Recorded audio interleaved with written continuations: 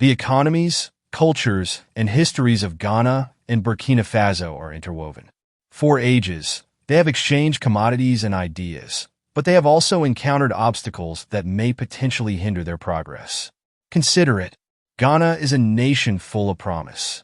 Goods from all over the world are brought in by its bustling coastal ports. Its economy is among the most stable in West Africa, and growth is fueled by natural resources like cocoa and gold. The inland areas and its neighbors have not always benefited from this prosperity. The lack of adequate infrastructure linking Ghana's coastal centers and inland areas frequently restricts the country's ability to flourish.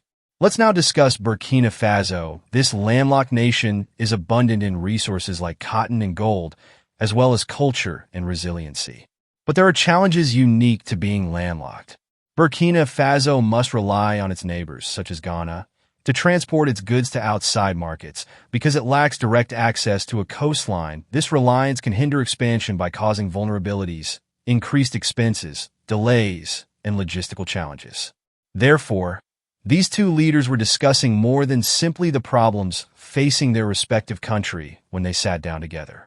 They were examining the connections between their futures. Both nations deal with issues that are not specific to them: economic challenges, inadequate infrastructure, and the ongoing risk of insecurity.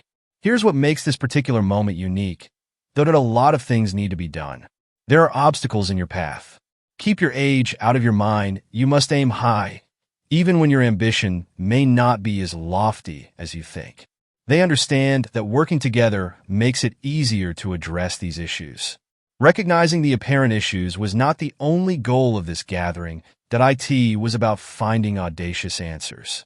Captain Traoré and President Mahama realized something important.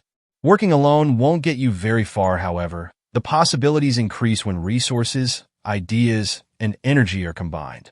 However, the attitude that underlies this conference is what makes it unique.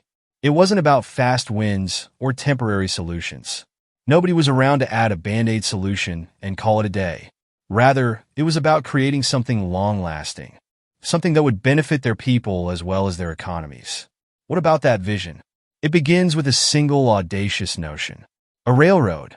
A railroad that might serve as the foundation of a collaboration that could change their destinies. But why is this railway such a big deal? Here's a reminder to please like and share the video and subscribe to our channel.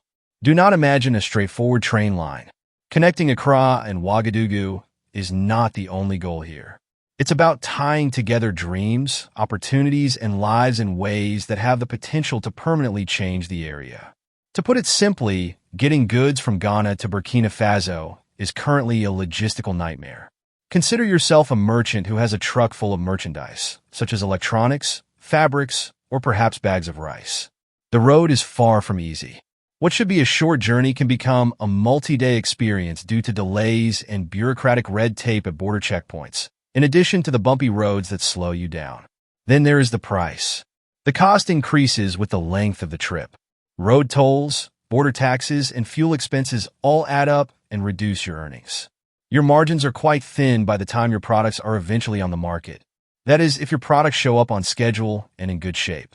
Just breaking even is a never-ending struggle for many traders. Let's change the script now. Consider a railroad. Quick, effective, and trustworthy. Crossing the boundaries and removing these obstacles. Transporting goods today takes hours instead of days. Costs that previously depleted profitability are drastically reduced. It's a lifeline for traders, not just a convenience.